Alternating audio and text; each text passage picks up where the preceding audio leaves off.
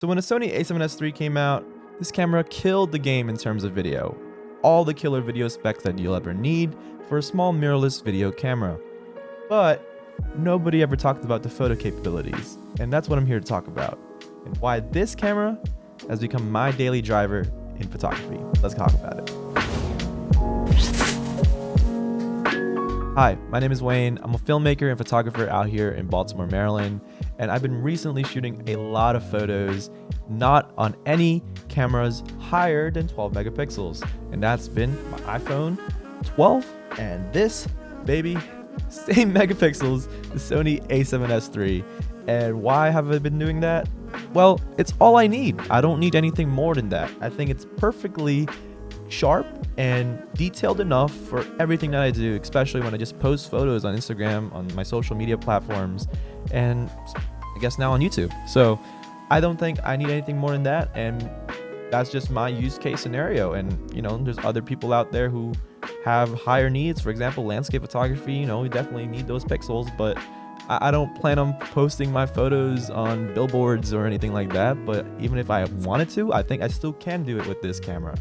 And that's why I love this camera. It's such a good hybrid camera that I don't think I need anything else. Now, recently, I also had an opportunity to go out to LA with my friends, and my friend David had a lot of connections in terms of models. And I only brought this camera again, and I wanted to see how this camera stacked up in terms of portraits. And that was one of the biggest things I loved about my Sony A7 III, shooting portraits. It was super sharp, and it was always detailed enough for me to post on Instagram. Actually, sometimes too detailed that Instagram would compress it too much, where I would have to basically like descale it in post and try to make it where I already kind of compressed it so that Instagram doesn't do anything.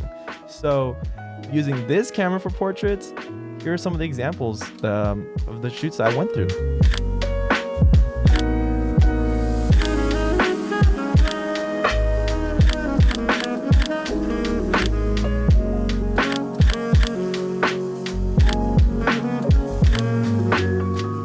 So do I have you guys convinced? I know the camera is not, you know, the highest megapixel camera in the world, but like, damn, yo, it looks really, really good, and I really have no problems with it in terms of photos. I actually used one of the photos from my recent Yosemite trip on my desktop wallpaper, and I have no issues. It looks really good. So again, it's all relative. I mean, it's just a camera.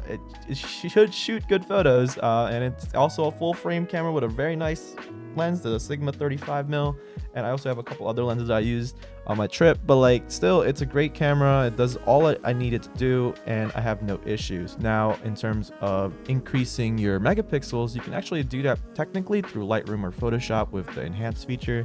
It brings it up to around a 48 megapixel photo, and you can crop in a little bit more with more detail. I don't do it every time, but for like landscape photography, it's very useful, especially if you want to crop in a little bit more. And some other notable features: the camera is completely silent when you're shooting in silent mode. It definitely is very useful if you're going to be shooting weddings or whatnot, but also a lot of Sony cameras have that feature. And also, one of the cool features about this camera, since it's one of the flagship cameras out there for Sony right now, it's very fast. There's no buffer in terms of like just shooting a lot of burst photos. I think that's really, really cool. With the Sony A7 III, sometimes if I shoot too much, I have to wait and give it a minute to, you know, buffer through all those files. I am using a V90 SD card, and it runs really, really fast, and I have no issues with that as well. Now, is this the camera for you guys to get in terms of photos? I definitely wouldn't say so, but if you already have this camera, I would give it a shot and just shoot photos with it. Now, you might have a different scenario where you are running in multiple cameras. For example, you're running the A7S paired with the A7R, R series camera. So like, I get that, and I definitely understand, but for me, I kind of downsized my camera collection, and I just wanted to make sure I'm using one camera because it's a waste of time for me to keep switching all the time. I personally just want to follow that workflow, and that's why I sold my A7 III, and I'm just using my A7S III as my main hybrid camera for everything. I mainly do video, but you know, once in a while I want to go out and shoot some portraits, shoot some photos with my friends, and that's why I love the Sony A7S III. It does everything I need it to do in very, very high quality. So I'm going to be uploading a couple more photos to end off the video. It's from my recent shoot out in LA, and I had a really good time shooting for like 2 weeks with so many models and friends. But yeah, that's it for the video, guys. Again, I appreciate you guys coming here and just, you know, vibing out with me and watching me talk about a camera and its photo capabilities.